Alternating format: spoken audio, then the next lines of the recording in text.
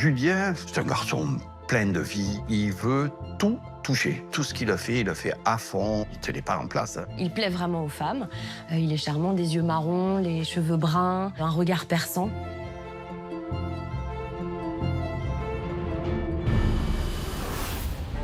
Elle est un peu gironde, blonde aux yeux bleus, un beau sourire. Et c'est quelqu'un d'assez séductrice, en fait. Tout va très vite, c'est plus que vite, parce que 3 mois après, elle est enceinte.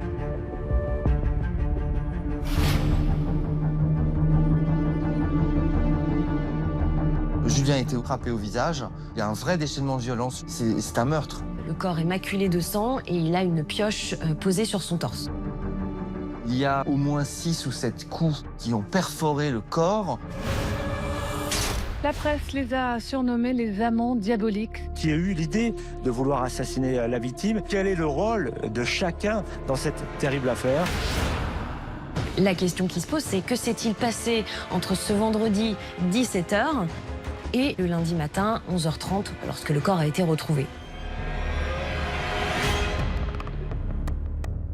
On ne sait pas quoi faire, on était perdus, mais perdus.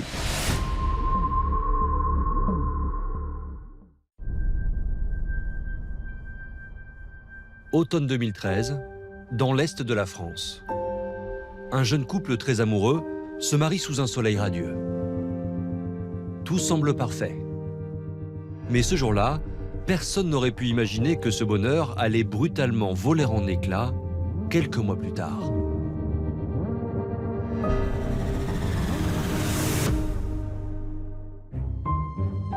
Pour bien comprendre cette histoire, il faut remonter plus d'une vingtaine d'années auparavant.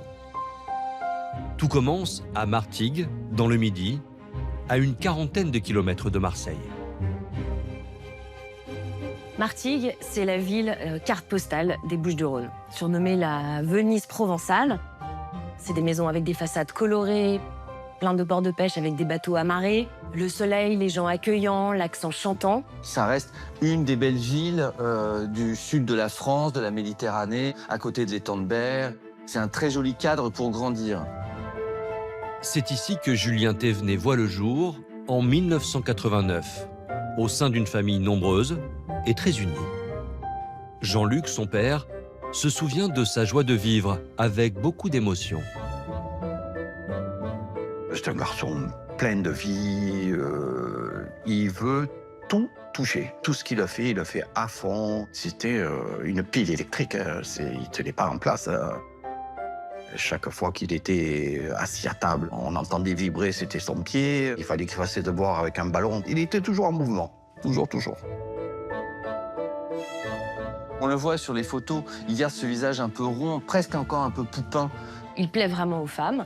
Il est charmant, des yeux marrons, les cheveux bruns, un regard perçant.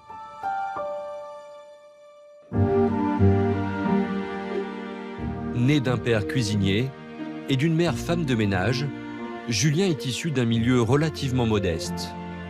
Il a 2 grandes passions dans la vie, le football et surtout l'aviation. Très jeune. Il avait quoi, même pas une dizaine d'années. Il jouait au foot, il était gardien de but. Et à un moment donné, il s'est arrêté pour regarder passer des avions. Et bien sûr, il y a eu un but puisqu'il regardait à l'opposé. Ça l'a toujours fait rêver. Et en particulier, l'aviation, l'armée de l'air. Il s'est pris de passion en fait pour un avion, le Rafale. Une passion dont Julien, qui rêve de devenir pilote de chasse, va faire son métier. Une fois décroché son diplôme de sous-officier mécanicien, son destin paraît tout tracé. À 21 ans, il est affecté dans une base aérienne de l'Est de la France, loin de sa famille. Donc il réalise son rêve d'enfant, il devient sergent mécanicien sur les Rafales de l'armée de l'air et il part à Saint-Dizier. Quand on est enfant et que sa passion c'est l'aviation et qu'au final on est mécanicien du Rafale, qui est la Formule 1 de l'aviation de l'armée française, je pense que, enfin voilà, c'est le top, c'est le summum. Julien Thévenet commence sa nouvelle vie à près de 800 km de sa Provence natale. Pour lui, le choc est bien réel, mais pas insurmontable. C'est quelqu'un du Sud, donc il a le verbe facile, qui rigole tout le temps, qui est toujours en train de déconner, voilà. Donc ça se passe super bien. Les collègues de Julien Thévenet l'écrivent comme quelqu'un de très gentil, très investi dans son travail, très généreux. C'est quelqu'un d'intègre qui a des valeurs. Julien vit donc très loin de chez lui, entouré de ses nombreux copains de régiment. Un univers de franche camaraderie, mais qui demeure quasi exclusivement masculin. Julien, c'est quelqu'un qui ne sait pas vivre seul.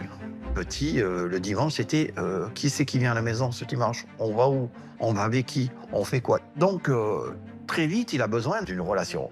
Et il va faire comme beaucoup de garçons maintenant, ou de femmes. Il va aller sur les réseaux sociaux. Et c'est comme ça qu'il va rencontrer Sophie Richard et que la relation va se lier à travers la toile. À cette époque, Sophie Richard vient de fêter ses 20 ans. Originaire de l'Est de la France, cette jeune femme, déjà mère d'un petit garçon, a tout pour plaire à Julien. Elle est un peu gironde, blonde aux yeux bleus, la peau assez blanche, un beau sourire. Et c'est quelqu'un d'assez séductrice, en fait. C'est vraiment une blonde de l'Est. Elle a un charme local, quoi. Elle a vraiment quelque chose, on le voit sur les photos. Entre le séduisant sous-officier de l'armée de l'air et la jeune maman, c'est un véritable coup de foudre. D'autant que Sophie est dotée d'un tempérament à toute épreuve, et pour cause. Son parcours de vie n'a pas été des plus faciles. Elle quitte la maison familiale à 16 ans. Elle décide en fait de devenir, entre guillemets, autonome. Et 3 ans plus tard, elle devient maman pour la première fois. Elle va s'occuper de personnes âgées, d'enfants handicapés, donc de l'aide à la personne, ce qui n'est jamais facile. Et elle va, comme ça, petit à petit se débrouiller, gagner sa vie, vivre seule et élever toute seule son enfant. Sophie est mère célibataire lors de sa rencontre avec Julien. Et en l'espace de quelques semaines, début 2011, le couple s'installe dans un appartement à Châlons-en-Champagne. La jeune femme décide alors d'arrêter de travailler pour s'occuper de son foyer. Depuis Martigues, Jean-Luc, le père de Julien, s'en rappelle comme si c'était hier. Tout va très vite, c'est plus que vite, parce que déjà, il la rencontre, 3 mois après, elle est enceinte. Le bébé arrive en 2012. En 2013, il se marie. Puis déménage de Châlons-en-Champagne à Somsuip où ils achètent un pavillon. Somsuip, une paisible localité de la Marne, posée en plein cœur de cette région, de longues traditions militaires. Somsuip est un tout petit village, en fait, très agricole, mais surtout coincé entre 2 énormes bases de l'armée française, qui est donc celle de Suippes et celle de Mourmelon. On pense à la bataille de la Marne, on passe à la guerre 14-18. On est vraiment dans un ancrage militaire, que ce soit sur le plan historique et sur le plan opérationnel. Ce jeune couple, avec 2 enfants, fait acquisition d'un pavillon dans un lotissement à l'extérieur de Somsuip. Une vie semblable à celle de millions d'autres familles. Julien part le matin très tôt. Il a 1 heure de route pour aller à Saint-Dizier sur la base militaire. 1 heure de route le soir. Lorsqu'il rentre, il s'occupe de ses enfants. Et ils ont finalement peu d'amis, ils font peu de sorties. Ils sont tellement bien ensemble qu'ils restent la majorité du temps en famille tous les 4. Ainsi s'écoule le quotidien heureux de Julien Thévenet et de Sophie Richard dans l'Est de la France. Jusqu'à cette date fatidique du 27 janvier 2014.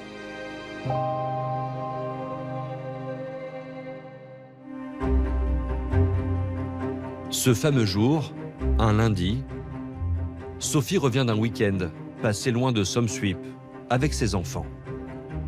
Il est environ midi lorsqu'elle arrive devant la maison familiale. Et elle va voir que la baie vitrée du pavillon est ouverte. Donc elle va avoir peur qu'il y ait une effraction. Elle pense qu'il y a un cambriolage qui a eu lieu chez elle. Elle est assez paniquée parce qu'elle n'ose pas rentrer. Donc elle va aller chercher un voisin en lui demandant de l'aide pour qu'il rentre avec elle. Ce voisin accepte de l'accompagner jusqu'au pavillon.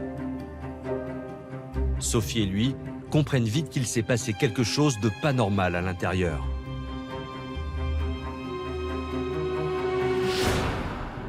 Ils rentrent dans la maison, effectivement, ils constatent que des choses sont éparpillées un peu partout. Et ils vont ensemble aller dans le garage. C'est Sophie Richard qui va ouvrir la porte du garage aux voisins pour vérifier que tout va bien. Et là, il tombe nez à nez avec un corps. Le corps est maculé de sang et il a une pioche posée sur son torse. Et Sophie Richard va immédiatement dire « c'est mon mari ». Aucun doute possible. Il s'agit bien de Julien Thévenet, le compagnon de Sophie. Les sapeurs-pompiers sont aussitôt prévenus. Mais une fois sur place, ils doivent se rendre à l'évidence. Il est déjà trop tard. La victime ne respire plus. Ils vont tout de suite découvrir, bien évidemment, le corps et ils vont constater qu'il a de multiples contusions et des plaies. Il y a au moins 6 ou 7 coups qui ont perforé le corps. Julien était aussi frappé au visage. Il y a un vrai déchaînement de violence, c'est un meurtre. D'emblée, la piste criminelle ne fait pas l'ombre d'un doute. Et puis, il y a cette pioche posée sur le corps et ces éclaboussures de sang partout aux alentours.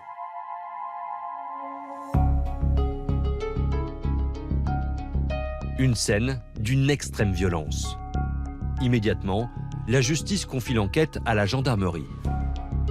Le major Franck Catini, alors en poste à la section de recherche de Reims, a accepté pour la première fois de raconter cette incroyable affaire. On nous informe qu'un corps vient d'être découvert décédé. Ce serait un militaire. Je suis désigné directeur d'enquête par ma hiérarchie et confirmé par le procureur de la République de Châlons-en-Champagne. La scène de crime est aussitôt gelée par les enquêteurs. Première priorité pour eux, procéder aux expertises de police techniques et scientifiques. Ils vont relever les empreintes, l'ADN, ils vont prendre des photographies, regarder les projections de taches de sang. Ils vont saisir la pioche, la mettre sous scellé. Le major Catini songe aussitôt à la piste d'un cambriolage qui aurait dégénéré. Reste que l'enquête de voisinage n'apporte rien de probant. Ce qui est certain, c'est que dans l'environnement, il n'y a pas eu d'autre cambriolage de fait et que ce cambriolage n'a été signalé par personne. Personne n'a remarqué quoi que ce soit d'anormal dans ce lotissement. En revanche, ce que l'on sait, c'est que Julien Thévenet a été vu pour la dernière fois le vendredi 24 janvier aux alentours de 17 h. Il sortait alors d'un rendez-vous à la banque. La question qui se pose, c'est que s'est-il passé entre ce vendredi 17 h et le lundi matin 11h30 lorsque le corps a été retrouvé. Sophie Richard, la veuve, est encore sous le choc. Et il lui est impossible de répondre aux questions des gendarmes. En effet, elle était absente du domicile depuis plusieurs jours. Sophie Richard va dire aux enquêteurs qu'on lui a volé son téléphone portable et une petite somme d'argent en espèces qui se trouvait là, ce qui pourrait corroborer un cambriolage. On peut très bien imaginer qu'il y a une sorte de lutte, que Julien a été surpris en fait durant le week-end. Le cambriolage qui tourne mal est la première piste et la plus évidente. Résultat, la gendarmerie se focalise sur la piste de l'agression à domicile. Le lendemain, la mort de Julien Thévenet fait déjà la une des actualités régionales. Direction Somme-Suip, dans la Marne, je vous le disais, un homme a été retrouvé mort hier dans son garage. Le procureur, ce matin, a confirmé qu'il s'agissait bien d'un meurtre aux circonstances étranges. Amanda Chaparro, bonjour, vous êtes sur place. Bonjour, oui, en effet, la victime a été retrouvée gisant dans son garage. Elle présentait 5 plaies importantes au thorax et une pioche était posée sur son corps. Alors que la presse locale s'empare de l'affaire, Sophie n'a pas la présence d'esprit de prévenir les membres de la famille de Julien. C'est par les réseaux sociaux qu'ils apprennent la terrible nouvelle. Une épreuve que Jean-Luc, son père, ne pourra jamais effacer de sa mémoire. Ce jour-là, il reçoit un coup de fil de l'un des frères de Julien. Mon fils m'appelle, il me dit « Papa, tu sais, je suis sur Facebook, le Facebook de Julien, et il y a des drôles de messages. » Et là, on commence à lire RIP, au revoir Julien.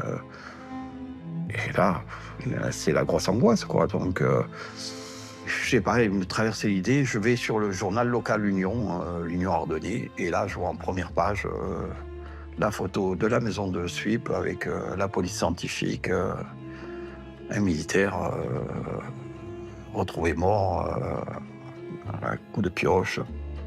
On ne sait pas quoi faire, on était perdus. Pour nous, tout s'effondre. Hein.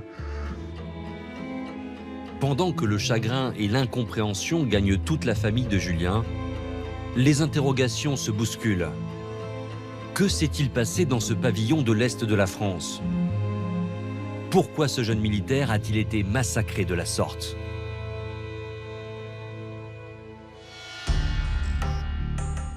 Pour le savoir, les enquêteurs misent sur l'autopsie du corps de la victime.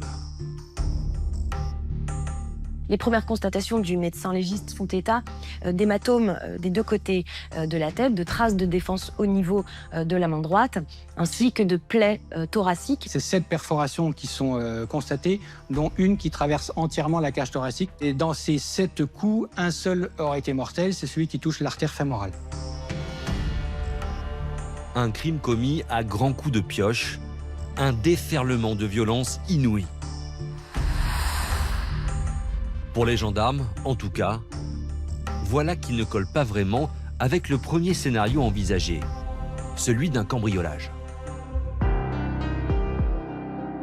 D'abord parce qu'effectivement, il manque un téléphone portable et il manque un peu d'argent, mais les voleurs seraient partis sans emporter finalement ce qu'on emporte toujours, c'est-à-dire la télévision, les appareils électroniques, puis surtout, il n'y a pas de traces d'effraction. La maison n'a pas été forcée, la porte n'a pas été forcée, il n'y a pas un carreau cassé. Il se demande quand même comment un cambrioleur, aussi fou qu'il soit, ait pu commettre ce meurtre aussi horrible. Les enquêteurs ne voient aucune explication à tout cela. D'autant qu'ils ne trouvent pas l'ombre d'une empreinte ADN à exploiter. Il n'y a pas d'élément qui soit déterminant, puisque de toute façon, toutes les empreintes ADN qu'on ait pu trouver sont ou ceux de Julien ou ceux de Sophie. Il n'y a rien d'extraordinaire. Il n'y a pas d'ADN étranger. Alors ils explorent toutes les hypothèses possibles. Et si la mort du sergent Thévenet avait quelque chose à voir avec sa profession de militaire? Son métier, c'est d'être mécanicien d'avions de chasse, des Rafales. C'est très sensible sur le plan de la sécurité nationale. Ce sont des gens qui s'occupent d'avions, qui s'envolent avec des armes lourdes. Forcément, quand intervient ce genre de mort, on se pose des questions. Voilà, c'est obligatoire. A-t-il eu accès à des données confidentielles, à des données secret défense qui auraient pu attiser les convoitises, lui attirer des ennemis?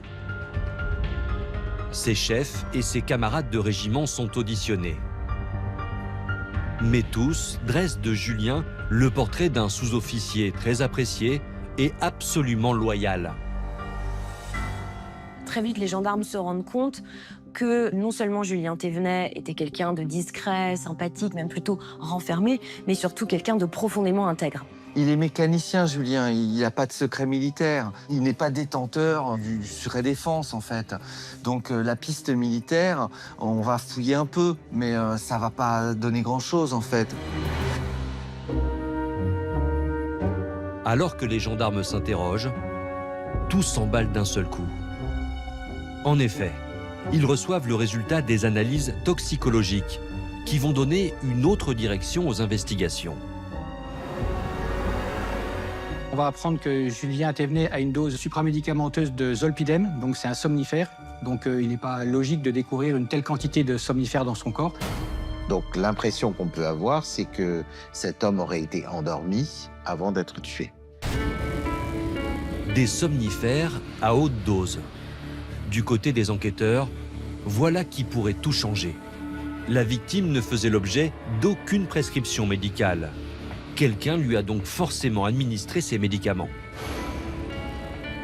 Évidemment, cette mort ultra-violente associée au somnifère, là vraiment la thèse du cambriolage, qui était déjà pas très étayée, vole totalement en éclats. Et on se rend compte qu'il s'agit d'un homicide volontaire avec préméditation. Un empoisonnement au somnifère suivi d'un assassinat à coups de pioche. Pour Frank Catini et ses hommes, l'affaire vient tout simplement de changer de dimension.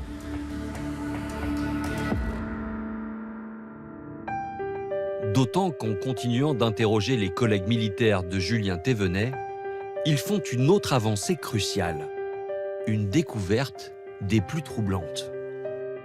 Et ils se sont inquiétés dans les dernières semaines, voire les derniers mois, de l'attitude qu'avait Julien Thévenet. Par exemple, il n'avait jamais d'argent sur lui. Il ne pouvait jamais offrir un coup à boire à ses potes. Julien Thévenet se privait de sorties avec ses collègues. Lorsqu'il était en déplacement, c'est sa propre maman qui lui faisait des virements pour qu'il paye ses repas. À ce moment-là, les gendarmes sont stupéfaits. Julien Thévenet avait-il des problèmes d'argent ? D'où pourrait provenir ce manque d'argent? Pour avancer, les enquêteurs auditionnent d'autres proches de la victime. Et tous semblent unanimes. L'atmosphère au sein du couple tournait souvent à l'orage pour des raisons financières. Principalement, les relations difficiles qu'ils vivent entre eux, c'est a priori des problèmes d'argent. Lui travaille, a un revenu, son salaire est versé sur un compte commun. A priori, c'est sa femme qui gère entièrement l'argent et ses collègues de travail nous expliquent qu'il n'a jamais d'argent sur lui. Elle lui a coupé ses moyens de paiement, mais coupé au sens propre. C'est-à-dire qu'elle a pris sa carte bleue et qu'elle a pris un ciseau, elle l'a coupé en deux. Il n'a droit à rien, il n'a plus d'argent. Au fil des auditions, c'est un drôle de portrait de Julien Thévenet qui se dessine. Celui d'un homme passé totalement sous l'emprise de son épouse. C'est Sophie Richard qui est pilote du couple, en fait. Tout simplement. C'est elle qui gère tout. Elle est aux commandes. Elle est aux commandes du couple et lui ne peut rien faire. Il est sous contrôle permanent de Sophie Richard, qui est aussi très autoritaire. Finalement, il est prisonnier de cette cage qu'il a construite malgré lui. C'était une vie, même pas sous condition, c'était une vie de soumission, j'appelle ça moi, de soumission. Elle levait le petit doigt, il était là, à leur donner, il exécutait. Jean-Luc, le père de Julien, se souvient très bien du comportement de Sophie, notamment lors d'un certain réveillon de Noël en famille à la fin de l'année 2013. Arrivé à un certain âge, on ne fait plus de cadeaux, c'est une enveloppe. En plein repas de Noël, à la fin, je vois Sophie Richard qui prend les enveloppes et qui commence à compter l'argent, qui prend son ordinateur et qui fait ses comptes. Cela a profondément choqué la famille. L'avarice et la cupidité de Sophie Richard, à ce moment-là, a fait surface. Un tyran domestique obsédé par l'argent. L'image de Sophie que renvoient les témoins a tout pour intriguer les gendarmes. Et les anecdotes ne manquent pas.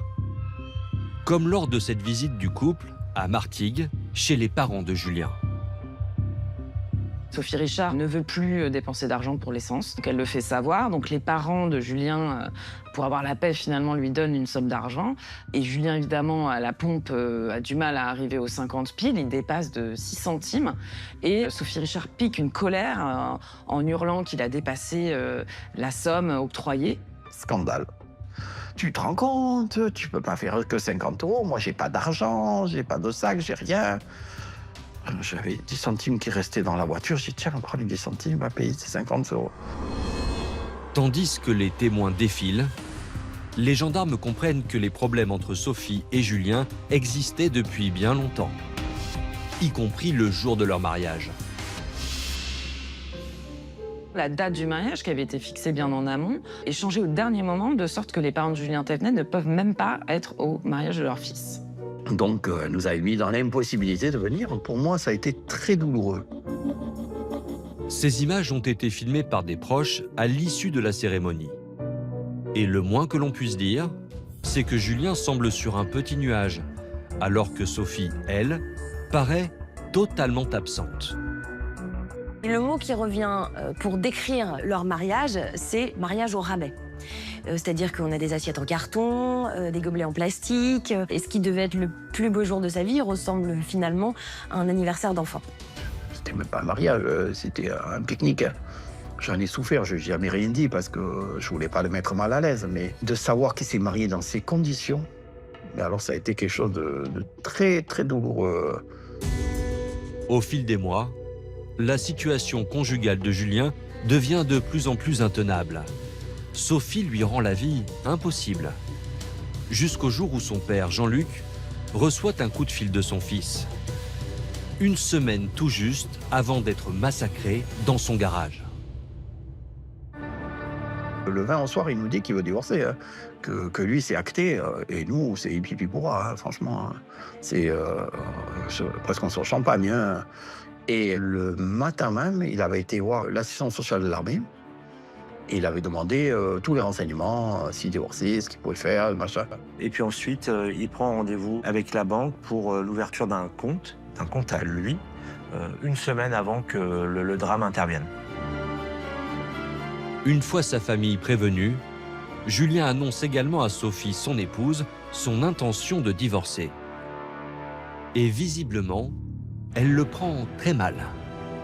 On est dans la soirée, elle va pas supporter la situation, elle va faire des crises de larmes, elle va lui dire que c'est l'homme de sa vie, qu'elle peut pas se passer de lui, qu'elle peut pas vivre sans lui, qu'il peut pas faire ça. Et étrangement, le lendemain matin, elle change totalement de visage et là, elle lui dit « Ok, je suis d'accord, pas de problème. » Donc voilà, effondrée la veille et résolue le lendemain matin, comme si, voilà, dans la nuit, l'idée avait fait son chemin de façon quasi magique. Cette histoire de divorce aurait-elle tout déclenché? Cette fameuse nuit, Sophie Richard aurait-elle décidé de se débarrasser de son mari? Pour les enquêteurs, voilà peut-être le grand tournant de cette affaire. Un divorce annoncé une semaine avant, un drame où le mari est retrouvé mort dans des circonstances terribles, forcément avec l'expérience qu'ont les enquêteurs, ça alerte, ça fait tilt. On s'aperçoit que le crime intervient à un moment clé de leur vie. La personne qui se trouve dans une situation qu'elle n'a pas choisie, c'était Sophie Thévenet. Et donc forcément, elle est devenue à ce moment-là une suspecte. En cas de divorce, Sophie, privée des revenus de son mari, aurait quasiment tout perdu. Voilà qui pourrait parfaitement constituer un mobile. Reste qu'à ce stade, les enquêteurs ne disposent d'aucune preuve matérielle contre elle. Sur la scène de crime, sur la pioche qui a porté le coup fatal à Julien Thévenet, on ne retrouve ni les empreintes digitales, ni l'ADN de Sophie Richard. Et puis, la violence du crime est inouïe. Il est peu probable que ce soit une femme qui ait porté ces coups. Pour les enquêteurs, en fait, l'hypothèse de Sophie Richard aurait tué son mari toute seule, en fait, c'est pas possible. Voilà. Et donc, ils se disent, OK, Sophie Richard, elle est mêlée à la mort de son mari. Mais avec qui? Sophie aurait-elle pu administrer les fameux médicaments à son mari? Et qui aurait-elle bien pu recruter comme complice? L'enquête s'accélère pour de bon. Chez les gendarmes de Reims, c'est l'effervescence. À la recherche du moindre élément, ils examinent les appels téléphoniques ainsi que les conversations Internet de Sophie avant la mort de son mari. Et ils vont aller de surprise en surprise. On va se rendre compte que Sophie Richard elle avait une vie affective remplie pendant que son mari était ou en mission ou sur la base. Elle passait ses journées sur des sites de rencontres, elle parlait avec beaucoup d'hommes. Il y en a un qui revient régulièrement, avec qui elle converse beaucoup. Et en fait, cet homme s'appelle Sébastien Chantreau. D'après leurs échanges, Sophie a rencontré ce Sébastien Chantereau environ 3 mois avant le meurtre. Et dès son premier rendez-vous avec Sophie, entre eux, tout va très vite. Sébastien Chantreau a 27 ans, il est jeune, grand, brun, les cheveux rasés de très près. Ce qui est troublant, c'est qu'il ressemble un peu à Julien Thévenet. C'est une espèce de garçon un peu passe-partout, comme ça.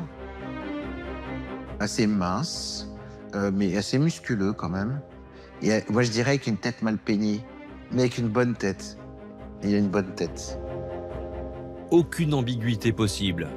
Sébastien Chantereau est bien l'amant de Sophie. Mais serait-il pour autant impliqué dans le meurtre de son mari? Lorsque le major Catini se penche sur ses antécédents, première surprise. On s'aperçoit que c'est quelqu'un qui est défavorablement connu, malgré son jeune âge.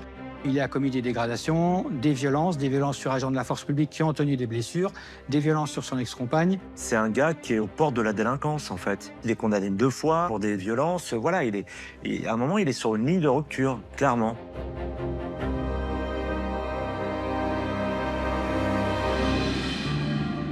Il va tomber sur cette femme pulpeuse, blonde, aux yeux bleus, avec des enfants, un pavillon, de l'argent, et cet amour enfin possible. C'est vrai que Chantereau, il est amoureux. Alors là, franchement, c'est le coup de foudre. Un sentiment amoureux qu'il a du mal à gérer. Et il va se lancer éperdument dans cette histoire.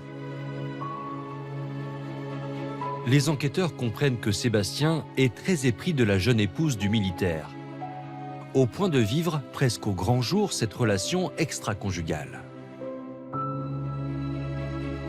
Ils se sont rencontrés il y a seulement 3 mois et demi, mais Sébastien Chantereau a présenté Sophie Richard à sa grand-mère. Il va très vite faire la connaissance des enfants, qui va amener chez lui, ils vont sortir ensemble. En fait, ils vont se conduire très très vite, comme un couple marié. Pourtant, tous les témoins sont formels. Sébastien, qui enchaîne les petits boulots, est décrit comme étant quelque peu immature. C'est quelqu'un qui va s'enfermer dans un monde de rêve, de tout ce qui est du domaine du gothisme, quoi, de ce qui est gothique, donc du noir, du diable, de choses un peu sataniques comme ça, mais comme beaucoup d'adolescents peuvent, sauf que lui, il va le prolonger un peu plus qu'un adolescent l'aurait fait. C'est vrai qu'il a des hobbies un peu particuliers, oui. Il s'intéresse au satanisme. Et c'est un type qui est pas bien dans sa vie, dans sa peau. Des antécédents de violence et cette fascination pour les rituels sataniques. Alors, Sébastien, l'amant de Sophie, aurait-il pu assassiner Julien à coups de pioche? C'est désormais le scénario envisagé par les gendarmes. Mais ils ne veulent en aucun cas éveiller sa méfiance. Le jeune homme est donc convoqué comme simple témoin. Et très spontanément, il avance un alibi. Il dit avoir passé tout le week-end du crime, loin de Somswip, en compagnie de sa maîtresse, Sophie Richard. Le vendredi, il était à Reims. D'ailleurs, il s'est fait voler son téléphone portable. Et puis après, il raconte son week-end, en fait, avec Sophie Richard et les enfants de Sophie Richard. Le lendemain, ils ont passé la journée, donc, notamment chez sa grand-mère. Ensuite, le dimanche, ils sont allés au parc Disney à Marne-la-Vallée. L'alibi est vérifié et tout concorde. Sébastien Chantereau ressort donc libre de la gendarmerie. Pourtant, il y a un petit détail qui n'a pas échappé aux enquêteurs. Ils reprennent aussitôt les déclarations de Sophie. Elle aussi avait justement déclaré qu'on lui avait volé son téléphone. Difficile pour eux de n'y voir qu'une coïncidence. Et rapidement, ils sont quand même assez interpellés sur une chose, c'est que Sophie Richard s'est fait voler son portable lors du cambriolage et que Sébastien Chantereau, lui, s'est fait voler son téléphone portable le vendredi à Reims. Donc ils se disent, ok, c'est un couple d'amants, et comme par hasard, au moment où l'époux de Sophie Richard décède, ils n'ont plus de portable. L'épouse et son amant se seraient-ils débarrassés de leur portable afin de brouiller les pistes? Pour le savoir, les enquêteurs étudient les bornages des 2 téléphones durant les heures précédant le crime. Et celui de Sébastien va révéler une toute autre histoire. Avec les analyses de la téléphonie, ils vont s'apercevoir que le téléphone de Sébastien Chantereau borne le vendredi 24 janvier au domicile du couple Thévenet, entre 15h46 et 18h57, et donc qu'il a menti. Une tranche horaire durant laquelle Sébastien Chantereau affirmait se trouver à Reims. Inexorablement, l'étau se resserre sur Sophie Richard et sur son amant. Le 10 février 2014, soit 3 semaines après le meurtre, les 2 suspects sont placés en garde à vue. Les gendarmes espèrent les faire craquer grâce à leur seul élément tangible, le bornage du téléphone de Sébastien Chantereau. Ils commencent par Sophie, la veuve de la victime. Les premières auditions de Sophie Richard en garde à vue sont toutes identiques, c'est-à-dire on était chez Sébastien avec les enfants pendant le week-end, on ne sait pas où était Julia, et point barre. Puis assez vite, elle est mise en contradiction, on lui présente les éléments techniques et elle va finir par expliquer qu'elle était au domicile et que Sébastien Chantereau était bien au domicile. Tandis qu'il la presse de questions, les enquêteurs le sentent. Aussi coriace soit-elle, Sophie se retrouve assez vite déstabilisée. Finalement, elle leur avoue qu'elle était bien dans la maison avec son mari, mais aussi avec son amant. Et elle avance même un début de scénario. Le ton serait monté entre les 2 hommes. Et ensuite, elles disent « ce n'est pas moi, je n'ai rien fait ». Ils ont été dans le garage parce qu'ils se disputaient dans le salon. Je ne voulais pas que ça se passe dans le salon. Je sais qu'ils se sont battus et ensuite, nous, on est partis. Mais Sophie n'en dira pas plus. Alors, les gendarmes se tournent vers son amant afin de lui mettre à son tour la pression. C'est là que Sébastien s'effondre d'un seul coup. Là-dessus, Sébastien Chantereau décide de tout avouer. Et il parle. Il ne va pas s'arrêter de parler. Sébastien Chantereau craque et avoue avoir commis l'irréparable. Et qu'ensemble, ils ont fomenté un plan diabolique. Dès lors, Sébastien se lance dans une longue confession. En premier lieu, il leur raconte le tableau que sa maîtresse lui faisait de sa vie conjugale. Alors il explique que la situation lui avait été décrite par Sophie en expliquant qu'elle ne pouvait plus vivre avec Julien de cette manière-là, qu'il la rabaissait trop, qu'il frappait même les enfants. Donc devant cette situation, il fallait qu'elle s'arrête ou qu'il meure. Sébastien a une haine incroyable à l'encontre de ce Julien qu'il ne connaît pas, mais qu'il considère être le bourreau de celle qu'il aime. Une haine qui, selon Sébastien, aurait viré à l'obsession. Les 2 amants auraient alors imaginé ensemble un plan redoutable pour se débarrasser du mari devenu soi-disant violent. Et voici le récit fait par Sébastien Chantereau de cette terrible journée d'hiver. Le vendredi 24 janvier, Julien Thévenet sort du travail, se rend à son domicile et il a l'habitude, quand il rentre du travail, de se servir un petit pastis. C'est Sophie Richard qui lui sert son verre de pastis ce jour-là, mais un verre de pastis bien chargé puisqu'elle y a ajouté 8 comprimés de zolpidem. Voilà qui confirme parfaitement le résultat des expertises toxicologiques. Sébastien, lui, attend le signe du top départ dans un bar d'une commune voisine. Une fois Julien Thévenet endormi, elle appelle Sébastien Chantereau. Ordre est donné à Sébastien Chantereau de revenir rapidement à la maison à Somme-Suip pour s'occuper donc de Julien Thévenet. Il est à pied, il y a plusieurs kilomètres. Donc il va expliquer qu'il est obligé d'aller en courant pour arriver le plus vite possible parce qu'il ne faut surtout pas qu'il se réveille. Après une bonne demi-heure de marche, Sébastien arrive au domicile du couple. Sur place, assommé par les somnifères, Julien le mari dort à poing fermé. Ensemble, les 2 amants transportent le mari jusque dans le garage. La description que leur suspect fait de la scène laisse les enquêteurs sans voix. Comble de l'horreur, Sébastien Chantereau va raconter aux enquêteurs que Sophie Richard l'aide pour la commission des faits, mais qu'elle fait des allers-retours entre le garage et la maison, puisque ses enfants sont présents, qu'elle va leur donner le bain avant qu'ils jouent dans leur chambre, qui est juste accolée au garage. Sébastien Chantereau raconte ensuite avoir été saisi de panique. Comment s'y prendre pour se débarrasser de son rival? Selon lui, Sophie aurait assisté à la scène, impassible. il va essayer de trouver tous les moyens possibles et inimaginables pour essayer de le tuer.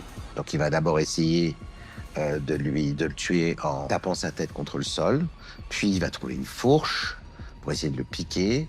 Et c'est là qu'il a décidé de se saisir d'une pioche de chantier, qu'il a commencé à porter les coups, qu'elle le sommait d'aller plus vite. C'est là que Julien aurait justement commencé à reprendre ses esprits. Il aurait donc vu Sébastien s'approcher, la fameuse pioche brandie au-dessus de lui. Julien Thévenet se réveille, en tout cas commence à sortir un petit peu de son sommeil forcé. Et là, il se rend compte qu'en fait, il est en train de mourir, que Sébastien Chantreau veut le tuer. Et Julien Thévenet commençait à crier, à émettre des sons. Sophie Thévenet, elle l'aurait aidé, selon lui, à tenir d'une part la tête et d'une part la main. Selon Sébastien Chantreau, elle aurait également mis un sac plastique dans la bouche et lui aurait maintenu la bouche fermée pour éviter de continuer à entendre les cris. Julien aurait ensuite été achevé d'un dernier coup de pioche en pleine poitrine. Une scène digne d'un film d'horreur. Les enquêteurs n'en reviennent pas. Confrontée à ces aveux terrifiants, Sophie Richard, elle, n'en démord pas. Non seulement elle nie tout catégoriquement, mais elle continue de se poser elle-même en victime. Face aux enquêteurs, elle maintient que Julien Thévenet était très violent avec elle, violent avec les enfants, et qu'elle subissait de la part de son mari également des viols. Des agissements gravissimes qui auraient poussé les amants à passer à l'action. Pour autant, Sophie répète qu'elle n'a rien à voir avec l'acte criminel proprement dit. Sophie Richard va expliquer qu'effectivement, elle a glissé ses somnifères, mais qu'elle a ensuite voulu tout arrêter, qu'elle a supplié son amant d'arrêter, de laisser la vie sauve à son mari. Au moment où Sébastien frappait Julien, je me suis rendu compte en fait à quel point c'était une folie et j'ai demandé à Sébastien d'arrêter. Je dis stop, arrêtons. Mais Sébastien a continué. Sébastien était véritablement dans une folie meurtrière à ce moment-là. Deux amants qui se renvoient la responsabilité d'un assassinat commis dans des circonstances effroyables. Les médias se déchaînent et suivent pas à pas cette affaire retentissante.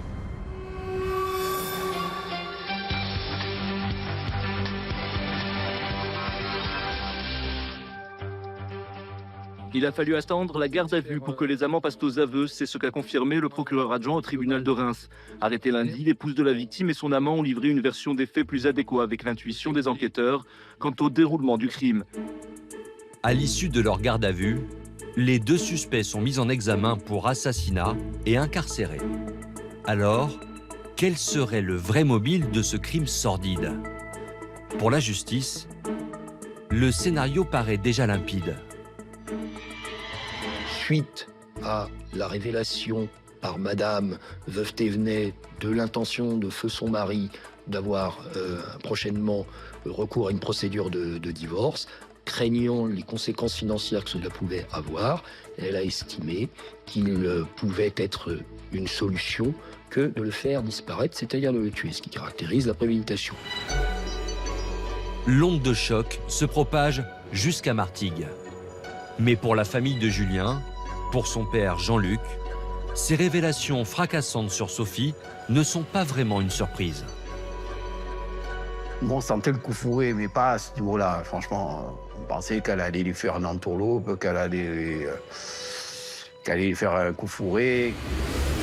En tout cas, les proches de Julien sont catégoriques. Les accusations de violence conjugale avancées par Sophie, son épouse, ne tiennent pas la route. Aucun moment on a accrédité la thèse de la violence de Julien. D'abord parce que c'est pas quelqu'un de violent déjà d'une. En plus, les arguments qu'elle avançait, c'est complètement faux. Julien, le 31 au soir, il réveillonne avec les enfants, il nous envoie les vidéos. Elle est où, Sophie Richard? Les enquêteurs vont s'apercevoir qu'en fait Sophie n'est pas à la maison, elle ne passe pas le 31 décembre en famille. On s'aperçoit même qu'au contraire, Julien, loin de battre les enfants, en fait c'est lui qui s'en occupe le plus. La ligne de défense de Sophie Richard se voit fragilisée. Mais les enquêteurs, eux, veulent enfoncer le clou. L'argent était-il le seul véritable mobile de l'assassinat du mari? Et là, ils se rendent compte qu'il avait contracté une assurance vie au nom de son épouse. Si Julien Thévenet meurt, Sophie Richard va bénéficier de son assurance vie, qui est une somme de plus de 200 000 € à l'époque. Ils savent aussi qu'il y a un crédit sur la maison, qu'en cas de décès de l'époux, en l'occurrence, Sophie Richard ne payera plus de crédit. Donc, le pavillon à Somsup sera complètement payé. Une assurance vie et un bien immobilier dont Sophie parlait beaucoup dans ses échanges avec Sébastien. Voilà qui achève de sceller la conviction des enquêteurs quant au mobile. Donc Sophie en parle de ses assurances vie, elle en parle notamment dans des SMS, en disant que si effectivement le divorce est effectif, Julien va finir par mettre le nom du bénéficiaire de l'assurance vie à un autre nom que Sophie, bien évidemment. Donc il faut agir vite. Et là, on a un SMS très parlant de Chantreau qui finit par lui dire « Ok, on fait comme on a dit, je suis prêt, on avance la date ». Ce pacte diabolique a été scellé très tôt, en réalité. En moins de 3 mois, Sébastien est prêt à tuer pour Sophie. Avec ces SMS écrits noir sur blanc, la préméditation ne fait plus aucun doute. D'autant que les gendarmes ont trouvé un autre élément matériel accablant contre Sébastien et Sophie. Les deux amants avaient d'abord pensé à maquiller leur crime en suicide. Les recherches Internet qui ont été faites par Sébastien Chantreau, il fait des recherches sur des pendaisons, laissent à penser que peut-être ils ont voulu mettre en scène un suicide, que ça n'a pas pu être possible parce que Julien s'est réveillé et qu'il a fallu l'achever dans la précipitation. S'ils avaient réussi à le pendre, qu'en serait-il advenu de cette enquête si on avait découvert le corps d'un militaire accroché dans son garage alors qu'il était en instance de séparation? Le crime parfait n'était sans doute pas loin. Et donc quand on repense à tout cela, oui, ça a été une enquête marquante. La presse les a surnommés les amants diaboliques, Sébastien Chantreau et Sophie Richard en pleine reconstitution depuis ce matin à Somsup dans la Marne. 2 juin 2014, 6 mois après le meurtre, Sophie Richard et Sébastien Chantreau sont extraits de prison. Ils se revoient pour la première fois depuis leur arrestation. Et on va effectivement s'apercevoir, au bout de la reconstitution, que la version qui est la plus crédible est celle de Sébastien Chantreau et celle qu'il aurait fait, bien évidemment, en garde à vue, ce qui est souvent le cas. Les premiers aveux de Sébastien Chantreau sont clairs, nets, précis. Il fait pas ça sur 2 minutes, il prend le temps de parler aux enquêteurs. Le déroulement des faits, à mon avis, est proche de cette première déclaration. C'est donc le scénario retenu par l'accusation. Sophie a tout à fait le profil pour être le cerveau du crime. C'est aussi la conclusion des experts psychologues à son sujet. On apprend que Sophie Richard est une femme dans le contrôle. C'est une femme qui aime bien contrôler, qui aime bien organiser. Elle a un bon niveau, degré d'intelligence qui peut être en adéquation avec l'organisation de tels faits. Et surtout qu'elle a suffisamment de sang-froid pour asservir 2 hommes. Un pour lui prendre son argent et l'autre pour l'utiliser à des fins criminelles. Toujours selon les experts, une chose est certaine. Sébastien ne faisait pas le poids face au redoutable talent de manipulatrice déployé par Sophie. Sébastien est le cocktail idéal pour Sophie, parce qu'il a à la fois cette dépendance affective, comme vont le montrer les psychologues, cette faille en lui-même. Et d'un autre côté, il y a la face noire de Sébastien Chantreau, qui est cette espèce d'admiration pour tout ce qui est du domaine du satanisme, du domaine du diable, de la mort. Cour d'assises de Reims, dans la Marne, 12 septembre 2016. Presque 3 ans se sont écoulés depuis la mort atroce de Julien Thévenet. Alors que Sophie Richard et Sébastien Chantreau, son amant, sont jugés pour assassinat, tout le monde retient son souffle. C'est une terrible affaire qui est jugée ici jusqu'à mercredi devant la cour d'assises de la Marne. On attend beaucoup de choses de la part des deux accusés. D'une part, qui a eu l'idée de vouloir assassiner la victime? Quel est le rôle de chacun dans cette terrible affaire? C'est toutes ces réponses à laquelle vont devoir répondre les deux personnages dans le box. Ils encourent la réclusion criminelle à perpétuité. Le verdict est attendu mercredi soir. Dans le box des accusés, Sébastien sait qu'il risque plus que Sophie. Lui qui a avoué avoir porté les coups mortels. Mais il ne veut en aucun cas assumer seul la responsabilité du crime. Les enjeux du procès pour moi, avocat de Sébastien Chantreau, c'est de faire en sorte de démontrer que Sébastien Chantreau n'est que la main, le bras armé de Sophie Richard et que Sophie Richard est le commanditaire. Et de l'autre côté, les avocats de Sophie Richard vont devoir démontrer que Sébastien Chantreau est un tueur de sang-froid, capable d'une folie meurtrière à laquelle Sophie Richard voulait mettre un terme. À l'époque, l'avocat de Sophie Richard tente le tout pour le tout. Elle est très angoissée, mais elle a un besoin de vérité, elle a besoin de s'expliquer. Elle sait parfaitement ce qu'elle risque, elle en est consciente, mais je crois qu'elle a le besoin aujourd'hui de dire ce qui s'est réellement passé, ce qu'elle a fait d'ailleurs tout le temps de l'instruction, mais c'était couvert par le secret. L'avocat de Sophie Richard, qui n'a pas souhaité s'exprimer à nouveau, n'en démord pas. Sa cliente ne serait pour rien dans la mort de son mari. Au cours du procès, Sophie Richard elle se présente comme la victime. Elle s'exprime d'une voix plaintive, une petite voix en permanence. Elle a essayé de stopper les choses, elle ne voulait pas tout ça, etc. Et elle ne répond pas aux questions, en fait. Elle va traverser ce procès, en fait, comme une étrangère à son avenir, à son procès. Pour les parties civiles, ces 3 jours d'audience laisseront un réel sentiment de frustration.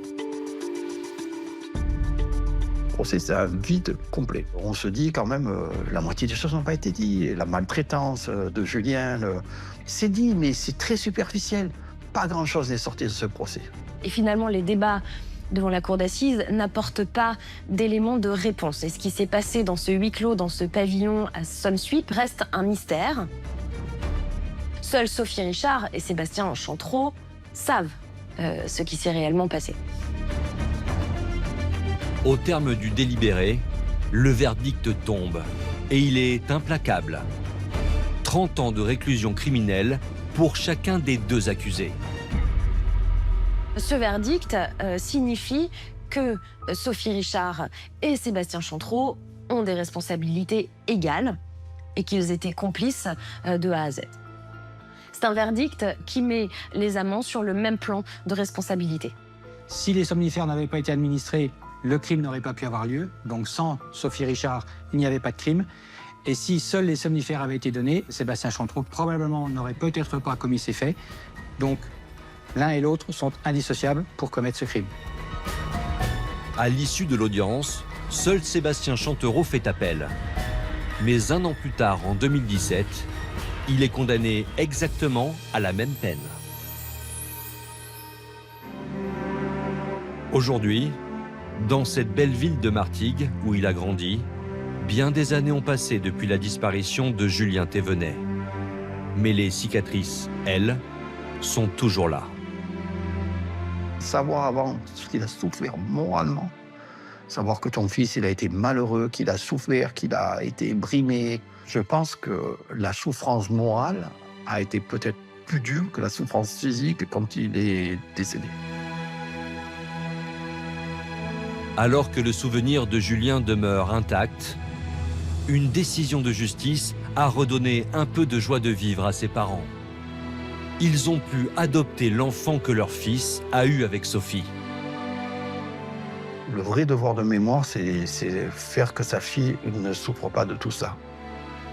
Son père est parti, mais ça lui a permis d'avoir une vraie vie sereine, avec des moments de joie, avec des moments de partage, des moments de famille, où il n'y a pas de violence, il n'y a pas de haine. Parce qu'aujourd'hui, j'ose même pas imaginer sa vie si elle était aux côtés de sa mère. Je pense que sa vie serait gâchée.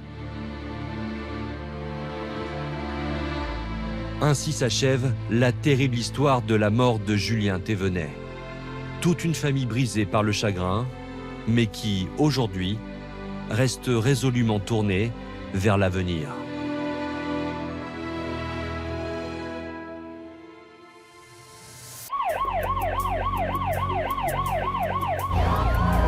Une femme gisait sur l'autoroute Blue Star. Elle était toujours vivante et luttait pour survivre. Elle m'a prié de ne pas la laisser mourir. Son corps était tellement mutilé qu'elle a succombé à ses blessures dans l'ambulance. Deborah venait d'une bonne famille. C'était une travailleuse acharnée. Elle élevait très bien ses enfants. Personne n'avait rien de mal à dire sur Deborah. Elle a vu une femme titubante allant vers le nord. Était-il possible qu'il soit impliqué dans ce délit de fuite? Au lieu d'un accident, il aurait pu s'agir d'un délit de fuite intentionnel. Le plus gros problème auquel on s'est heurté était que personne ne parlait. On n'avait pas de témoins. On ne disposait d'aucune preuve. On savait que les gens nous cachaient quelque chose.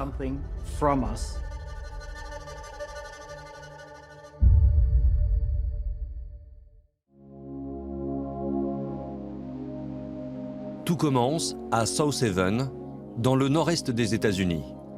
C'est une petite ville qui borde le lac Michigan, à 3 heures de route de Détroit. Le bord du lac, l'été, c'est une destination touristique typique du Michigan. Il y a des maisons à $1 million qui sont magnifiques. Et puis, plus on pénètre dans le canton, plus ça devient campagnard. Un petit paradis où il fait bon vivre. Jusqu'à ce jour d'avril 1998, où Scott Bowling reçoit un appel de détresse. Un appel qui va briser la quiétude de South Haven. On m'a avisé qu'une femme gisait sur l'autoroute Blue Star, non loin du bar Blue Star. Je me suis rendu sur place avec sirène et gyrophare. Une femme couchée sur le sol semblait gravement blessée. J'ai vite constaté qu'elle avait subi des blessures importantes et qu'elle avait été heurtée par une voiture. Quelqu'un l'avait renversée et l'avait laissée dans cet état. C'était vraiment choquant. Je me suis agenouillé car elle voulait me dire quelque chose. Je lui ai pris la main, l'ai tenue, et elle m'a prié de ne pas la laisser mourir. C'était une expérience déchirante. Le bas de son torse était complètement tordu. Sa peau était tailladée. Elle saignait et je ne savais pas ce que je devais faire pour l'aider. Je sentais qu'elle n'allait pas s'en tirer. Les ambulanciers sont arrivés. Elle était toujours vivante et luttait pour survivre. Son corps était tellement mutilé qu'elle a succombé à ses blessures dans l'ambulance. Elle était déjà morte à son arrivée à l'hôpital. Les enquêteurs identifient rapidement la victime. Il s'agit de Deborah Busby, une jeune mère de famille. Elle avait 34 ans. Elle élevait seule ses 3 enfants. Elle était bien connue dans la région. Elle était très active dans la ville de South Haven. Elle travaillait pour un magasin de meubles. C'était une travailleuse acharnée. Elle avait traversé des moments difficiles, mais elle travaillait pour que sa situation s'améliore. Deborah venait d'une bonne famille. Elle élevait très bien ses enfants. Elle était une très bonne mère célibataire.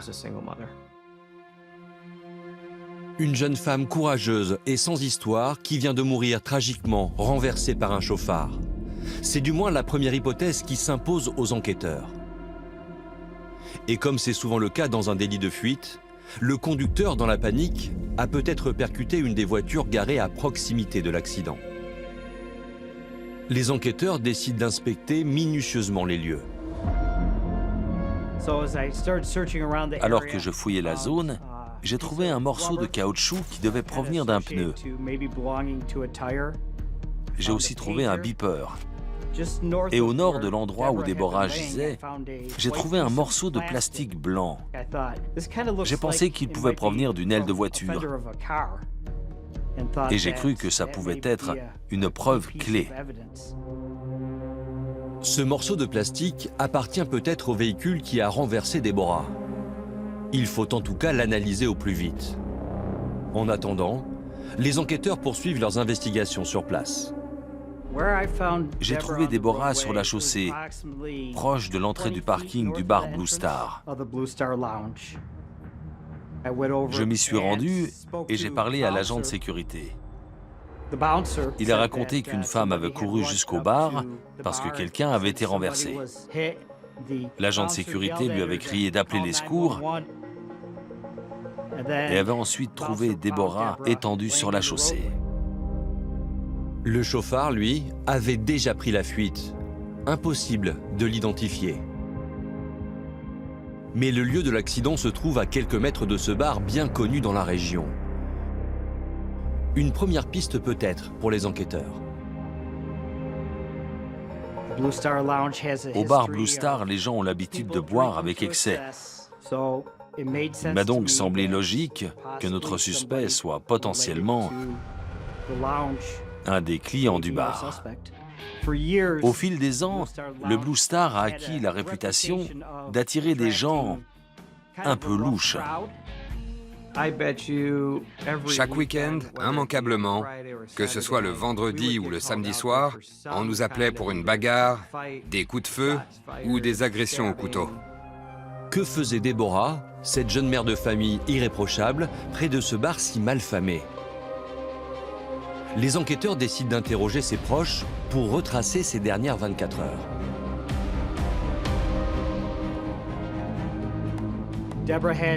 Déborah était dans un bar à South Haven avec une amie et semblait s'amuser. C'était le week-end.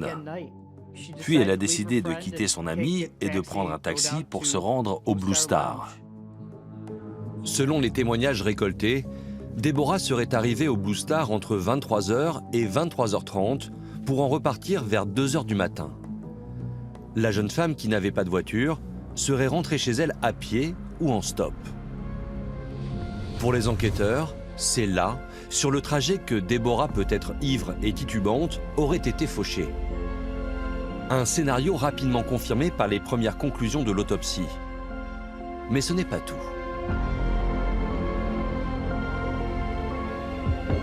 Le légiste a établi que les blessures étaient attribuables à un véhicule. Le bilan toxicologique a confirmé qu'elle avait bu, mais il n'y avait aucune trace de drogue.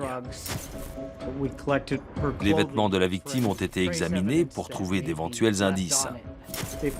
Ils ont trouvé des éclats de peinture qui semblaient être de couleur blanche. Sur les lieux du crime, j'ai trouvé un morceau de plastique blanc provenant de l'aile d'une voiture. Le laboratoire de la police de l'État du Michigan a pu déterminer qu'il provenait d'une voiture américaine. Comme le supposaient les enquêteurs, Déborah a bien été renversée. Mais il faut maintenant identifier la marque et le modèle de ce véhicule blanc. Puis, répertorier tous les propriétaires, soit des milliers de pistes possibles. Un travail de fourmi pour les enquêteurs. En attendant, ils retournent interroger les proches de Déborah, en quête d'un indice qui pourrait faciliter leur recherche. Personne n'avait rien de mal à dire sur Déborah. Elle aimait sortir dans les bars et s'amuser, comme bien des gens. Personne n'a mentionné qu'elle avait des ennuis ou qu'elle causait des problèmes. Rien dans la vie de la jeune femme ne leur donne la moindre piste sur le chauffard. Son identification s'annonce très longue. D'autant que les enquêteurs ne savent même pas s'il habite la région. Mais la chance va leur sourire. Car une femme les contacte. Elle s'appelle Danielle et elle a des choses à leur dire sur cette soirée du 26 avril 1998.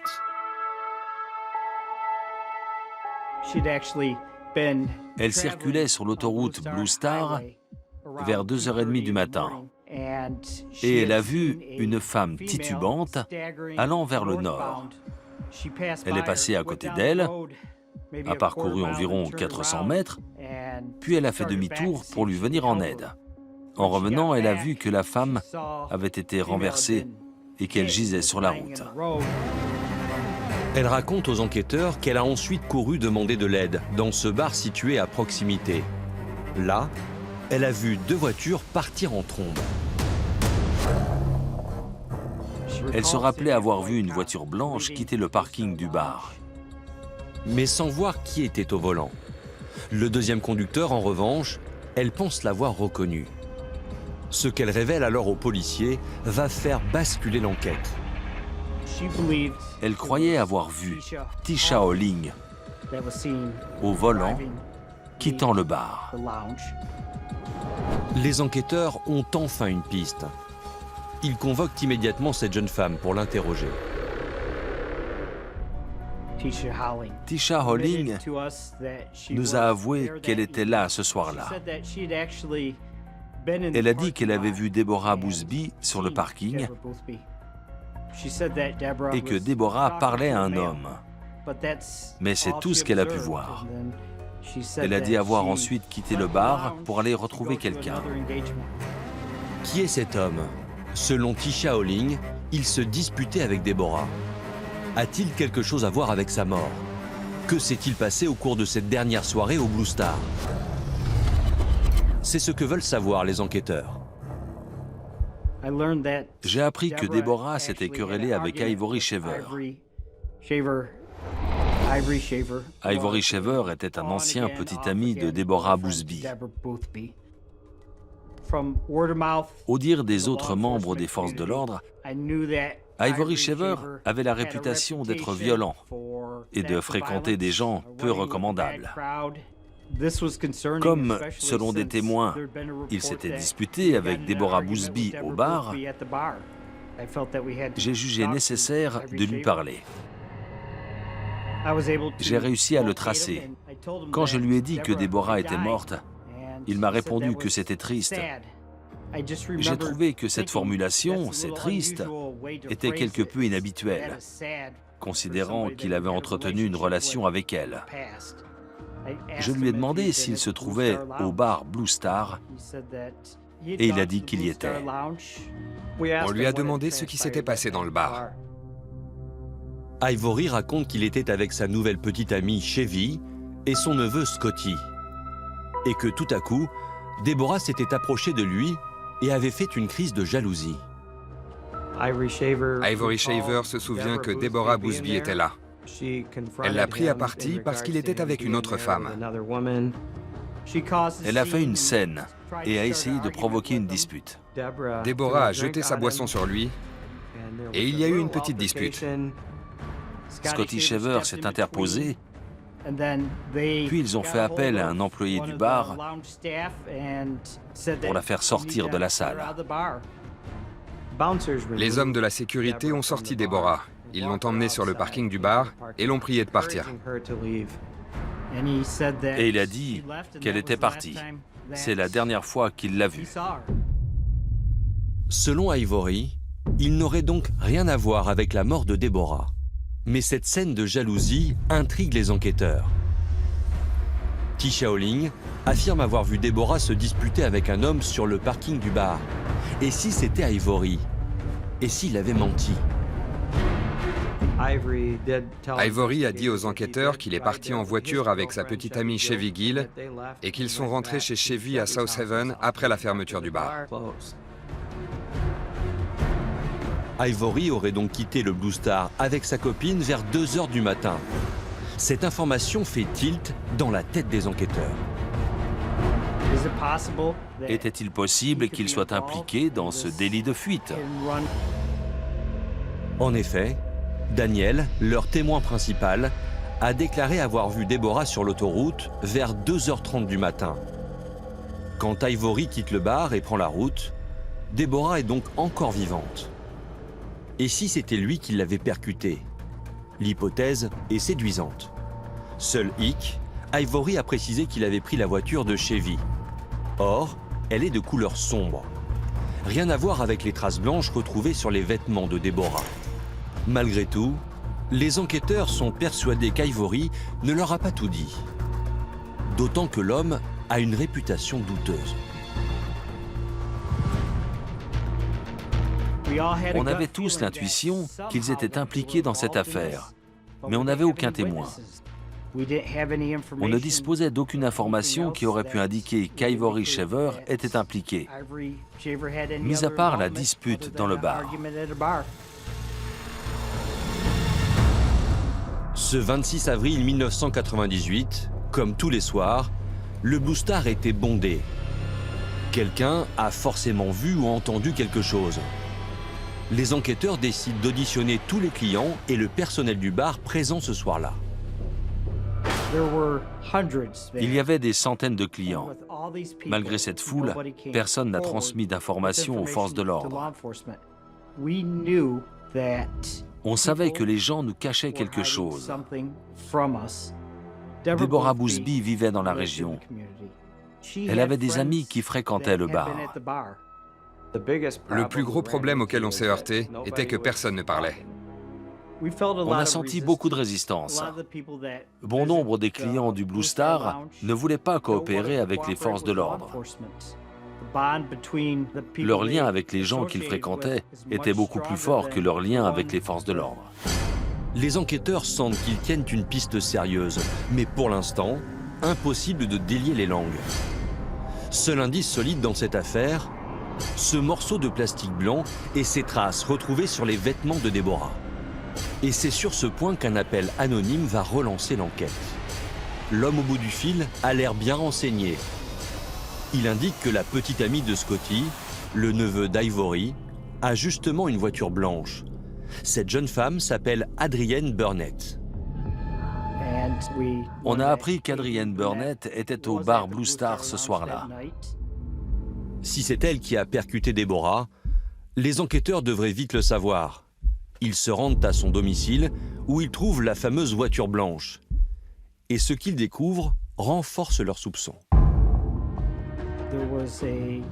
Il y avait un clignotant abîmé et une pièce cassée sur la voiture. Il était possible que cette voiture soit en cause.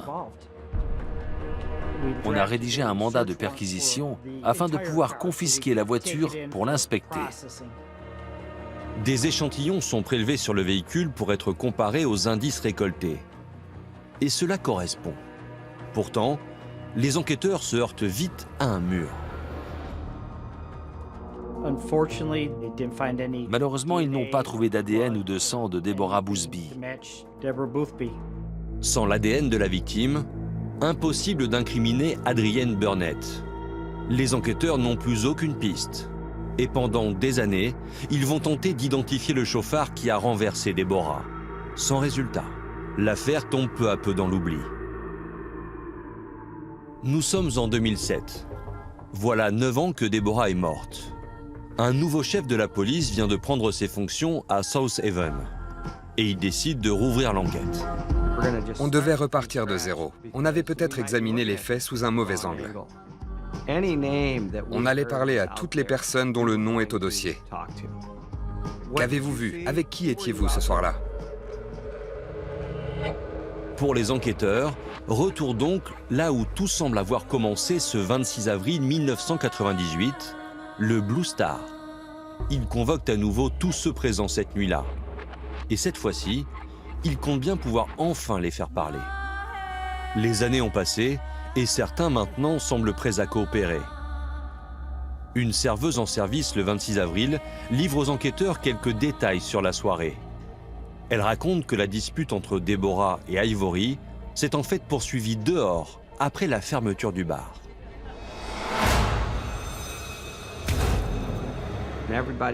On a demandé aux clients de partir et la sécurité a fait sortir tout le monde. Cette serveuse a vu de l'agitation, elle s'est approchée de la fenêtre et a observé la deuxième dispute sur le parking. Elle ne pouvait pas préciser qui était là. Elle savait que c'était Deborah qui se faisait battre. Elle était en larmes.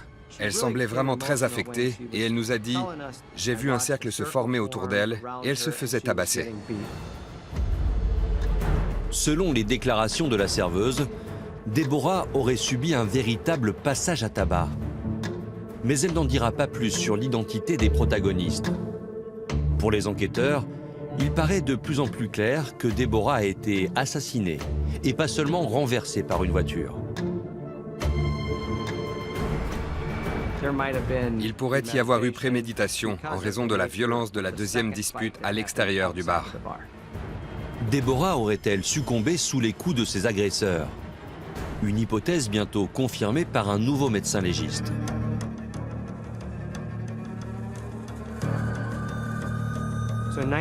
En 1998, quand l'autopsie a été menée, la thèse était qu'il s'agissait d'un délit de fuite. Quand on a appris qu'il y avait eu une agression avant le délit de fuite, on a demandé au nouveau légiste de vérifier cette piste.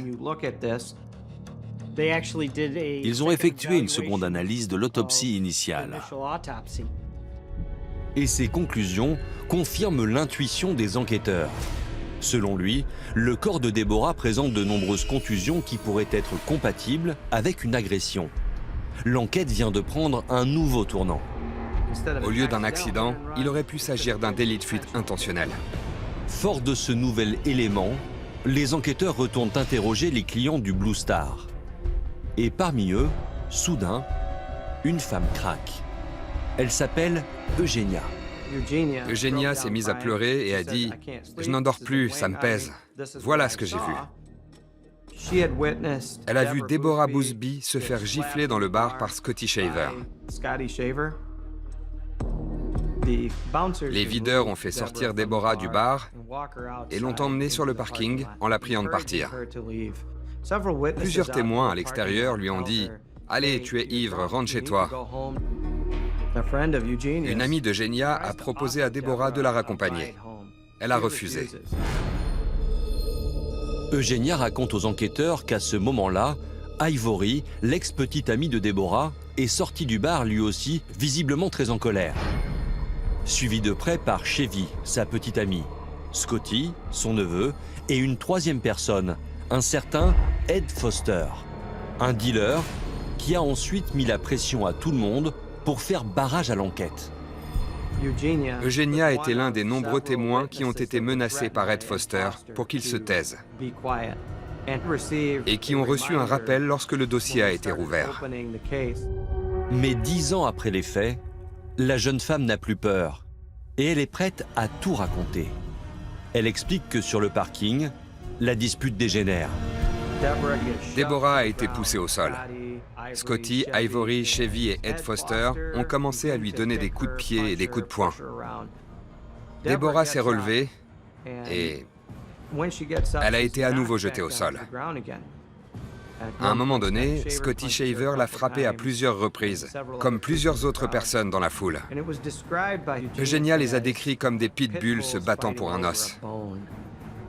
C'était violent à ce point. Deborah s'est relevée lentement, les cris et les hurlements ont continué, et c'est à ce moment-là qu'Ed Foster lui a donné un coup de poing si violent qu'elle est tombée au sol pour ne plus bouger. C'était le coup final. Ils ignoraient si elle était vivante ou non. À ce moment-là, ils ont compris qu'il s'était produit quelque chose. Deborah a alors été traînée par Ed Foster, Scotty et Ivory jusqu'à la voiture de Chevy Gill.